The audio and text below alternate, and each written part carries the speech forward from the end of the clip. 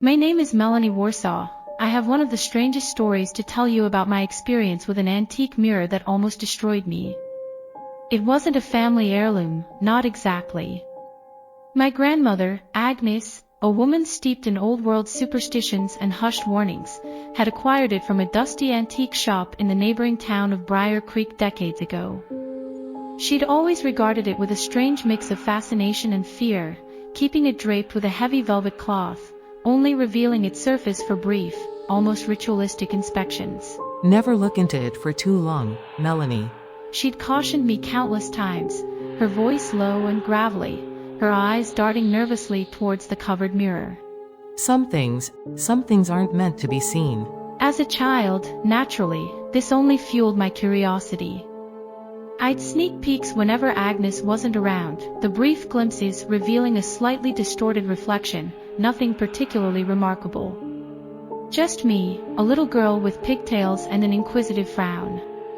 But Agnes's fear was palpable, a tangible thing that hung in the air around the mirror, and it instilled in me a sense of unease that lingered even when the velvet cloth was securely in place. Agnes passed away a few years ago, leaving the house and its contents to me. The mirror remained in the hallway, still draped, still radiating that faint aura of unease. I'd considered getting rid of it, selling it perhaps, but something always stopped me. Maybe it was the weight of Agnes's warnings, or maybe it was a morbid curiosity of my own, a desire to understand the source of her fear. Tonight, the house felt different. A strange stillness had settled over it, a silence that pressed against my eardrums. The old floorboards, usually prone to groaning with every shift in weight, were silent. The wind, which usually whistled through the gaps in the window frames, was absent. It was a silence that felt expectant, as if the house itself was holding its breath. I was restless, unable to settle into sleep. The book I'd been reading lay abandoned on the bedside table. My thoughts kept drifting back to the mirror in the hallway. Agnes's words echoed in my mind, her fearful gaze imprinted on my memory. Finally, unable to ignore the nagging pull any longer, I got out of bed. The floorboards were cool beneath my bare feet as I made my way to the hallway. The air was colder here, a noticeable drop in temperature that sent a shiver down my spine. The mirror stood at the end of the hallway, a dark rectangle against the pale wall. The velvet cloth hung heavy and still. I hesitated, my hand hovering over the fabric. Agnes's warnings screamed in my head. But the silence in the house, the strange stillness, seemed to urge me on. With a deep breath, I pulled the cloth away. The mirror's surface shimmered, the reflection wavering as if the glass itself was liquid.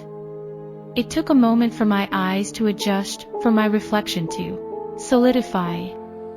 And then I saw it. It wasn't my reflection staring back at me.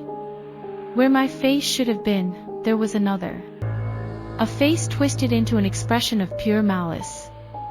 The skin was stretched taut over sharp bone, the eyes were dark and deep-set, burning with an unholy light. A cruel smile stretched thin lips, revealing teeth that seemed too sharp, too predatory. My breath caught in my throat. My heart slammed against my ribs. I wanted to scream, but no sound would come out. I was frozen, trapped in the gaze of this thing. Its eyes locked onto mine, and I felt a strange sensation, a draining, pulling feeling, as if something was being leached out of me. A wave of exhaustion washed over me, heavy and sudden. My limbs felt weak, my head swam. The face in the mirror seemed to relish my fear. Its smile widened, revealing more of those sharp teeth. Its eyes burned brighter, the unholy light intensifying. I finally managed to tear my gaze away, stumbling backward, my hand flying to my mouth to stifle a scream that threatened to erupt. I tripped over the edge of the rug and fell, landing hard on the floor. My eyes remained fixed on the mirror. The face was still there, its malevolent gaze following me. Even on the floor, the draining sensation continued, a slow, insidious leaching of my energy. Panic clawed at my throat. I had to get away. I scrambled backward, pushing myself along the floor, desperate to put distance between myself and the mirror. I reached the doorway and pulled myself up, my legs shaky and weak. I backed into the living room, never taking my eyes off the mirror in the hallway. The face hadn't moved. It just watched me, its cruel smile unwavering. I had to get out of the house. I turned and ran, my bare feet pounding on the wooden floor. I fumbled with the lock on the front door, my hands shaking so badly I could barely grip the knob. Finally, it turned, and I yanked the door open, bursting out into the night. The cool night air was a shock against my skin, but it felt clean, untainted by the oppressive presence in the house. I ran across the lawn, not stopping until I reached the edge of the property, where the trees began. I leaned against a thick oak, gasping for breath, my body trembling. The image of the face in the mirror was burned into my mind, its malevolent gaze still seeming to bore into me. What was it? What had I seen? Agnes's warnings echoed in my head again. Some things aren't meant to be seen. She had known. She had known about the face in the mirror. I stayed outside for a long time, huddled against the tree, the night air doing little to cool the fear that raged inside me. The first hint of dawn was beginning to paint the sky when I finally felt it was safe enough to go back inside. The house was silent, just as it had been before. But now, the silence felt different, heavy with a lingering dread. I approached the hallway cautiously, my heart pounding in my chest. The mirror stood there, the velvet cloth lying on the floor beside it. The surface of the mirror was still, reflecting the pale light filtering through the window. My reflection stared back at me. Just me. I crept closer, my eyes searching the depths of the mirror. Was it still there? Was it just waiting? I saw nothing. Just my own pale face, etched with fear and exhaustion. Had I imagined it? Had the stress and the strange atmosphere in the house conjured some kind of hallucination? No. I knew what I had seen. The face had been real. The draining sensation had been real. I picked up the velvet cloth and slowly, deliberately, covered the mirror. I wouldn't look at it again. Not ever. But the question remained, what was it? I started researching the history of the house, hoping to find some clue, some explanation for the mirror and the face I had seen. The house was old, built in the late 1800s. It had passed through several owners, each with their own stories, their own secrets. I found old newspaper articles, faded photographs, and whispered rumors. There was talk of strange occurrences, of unexplained illnesses, of a sense of unease that permeated the house. But nothing specific about a mirror, nothing about a face. Then I remembered Agnes mentioning where she had acquired the mirror, an antique shop in Briar Creek. Briar Creek was a small, isolated town, nestled deep in the woods. It had a reputation for being odd. Strange things were said to happen there, things that defied explanation. I decided to go to Briar Creek. Maybe the antique shop still existed. Maybe someone there knew something about the mirror. The drive to Briar Creek was unsettling. The road wound through dense woods, the trees pressing in on either side, their branches intertwining overhead, blocking out the sunlight. The air felt heavy, stagnant. Briar Creek itself was even stranger than its reputation. The town seemed deserted, the buildings old and dilapidated, the silence heavy and oppressive. I found the antique shop, its sign faded and peeling. The windows were dusty, and the door was locked. I asked around, but the few people I encountered were evasive, their eyes darting nervously, their answers vague. They seemed reluctant to talk about the antique shop, or about anything, really. Finally, I found an old woman sitting on a porch, rocking slowly in a creaky chair.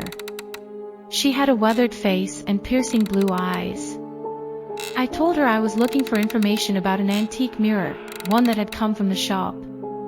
She stopped rocking and looked at me, her eyes narrowing. "What do you want with that mirror?" she asked, her voice raspy. I hesitated, unsure how much to tell her. "My grandmother bought it there years ago," I said. She said it was special." The old woman's gaze was intense, scrutinizing. "Special in a bad way," she said. "That mirror, it has a history. A dark history." She told me the story of the mirror. It had belonged to a woman named Alara, who had lived in Briar Creek many years ago. Alara was said to be a sorceress, a practitioner of dark arts. She had used the mirror for her rituals, infusing it with a dark energy. She trapped something inside it, the old woman said, her voice low. Something evil. Something that feeds on life force. Anyone who looked into the mirror for too long, she said, would have their energy drained, their life force slowly stolen away. Some had even died, their bodies withered and lifeless. The antique shop owner, knowing the mirror's history, had kept it hidden in the back, hoping no one would ever find it. But Agnes, drawn by its strange allure, had bought it. "You have to get rid of it," the old woman said, her eyes filled with urgency. "Destroy it. Before it's too late." I thanked her and left Briar Creek, the old woman's words echoing in my mind. The story was horrifying, but it explained everything. The face, the draining sensation, Agnes's fear. I had to destroy the mirror. Back at the house, I stood in the hallway, staring at the covered mirror. A sense of dread washed over me. Destroying it wouldn't be easy. If it held something evil, something powerful, it wouldn't let go easily.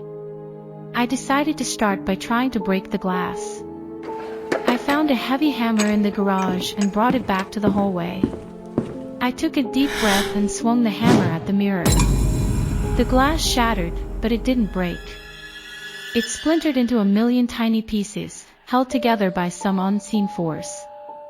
And then, from within the shattered glass, the face appeared. It was even more terrifying than before, its features contorted with rage. Its eyes burned with an intense, malevolent light. The draining sensation hit me again, stronger this time, almost unbearable. I stumbled backward, dropping the hammer, my body weak and trembling. The face in the mirror seemed to be growing stronger, feeding off my fear. The shattered glass shimmered, and the face seemed to reach out, its image becoming almost three-dimensional. I knew I couldn't fight it with brute force. I had to find another way. I remembered the old woman in Briar Creek saying that Alara had used the mirror for her rituals. Maybe there was a way to reverse the ritual, to break the hold the entity had on the mirror. I started researching Alara, searching for any information about her rituals, her spells. The local library had some old books on folklore and witchcraft. I spent hours poring over them, searching for any mention of mirrors, any rituals involving entrapment or binding. I found a few references, cryptic passages about using mirrors to trap spirits or energies. One passage mentioned a specific incantation, a series of words spoken in an ancient language, that could be used to break a magical binding. The language was old, almost forgotten. I spent days trying to decipher the words, piecing them together from fragmented texts and online resources. Finally, I had it. The incantation. I stood in front of the mirror, the shattered glass reflecting the dim light. The face was there, watching me, its malevolent gaze unwavering. I took a deep breath and began to speak the words, the ancient syllables rolling off my tongue. The air in the hallway grew cold, the silence heavy and expectant. As I spoke, the shattered glass of the mirror began to vibrate. The face within seemed to recoil, its expression changing from rage to fear. The draining sensation intensified, but this time, it felt different. It was as if the energy was being pulled back into the mirror, away from me. I continued speaking, my voice growing stronger, the ancient words resonating with power. The vibrations in the mirror increased, the shattered glass shaking violently. And then, with a deafening crack, the mirror exploded. Shards of glass flew in all directions, and a wave of energy washed over me, knocking me to my knees. The air crackled with power, and a dark, swirling vortex appeared where the mirror had been. A scream, a sound of pure agony and rage, echoed from the vortex. The face, twisted and distorted, appeared within the swirling darkness, its eyes burning with a final, desperate malevolence. And then, with a final, ear-splitting shriek, it was gone. The vortex collapsed, and the darkness vanished. The hallway was silent again, the air still. The only evidence of what had happened was the shattered glass on the floor. I lay there for a long time, exhausted but alive. The draining sensation was gone. The oppressive presence in the house was gone. I had done it. I had destroyed the mirror and the evil that had been trapped within it. I cleaned up the shattered glass, my hands still shaking. I wrapped the pieces in a thick blanket and took them out to the garage. I didn't want them in the house anymore. The house felt different now. Lighter. Cleaner. The silence was still there, but it was a peaceful silence, not the heavy, expectant silence from before. I never found out who Alara was, or why she had trapped the entity in the mirror. But it didn't matter anymore. It was over. I still have the house, but I've changed things. I've repainted the hallway, moved the furniture around. I've tried to erase the memory of the mirror, of the face that had stared back at me. But sometimes, when I walk past the empty space on the wall where the mirror used to hang, I feel a faint shiver, a lingering sense of unease. And I remember Agnes's words, her fearful gaze. Some things aren't meant to be seen, and some things, once seen, can never be forgotten. The energy it sucked from me that night left me with a permanent fatigue. I often wonder if it took more than just my energy. I wonder if it took a piece of me. A piece of my soul. I will never look in a mirror the same way again. The fear that it instilled in me that night is a fear that will stay with me forever. A fear that is always lurking just beneath the surface, waiting to resurface. The evil face in the mirror is gone, but the memory of it, and the fear it instilled in me, will stay with me for the rest of my days.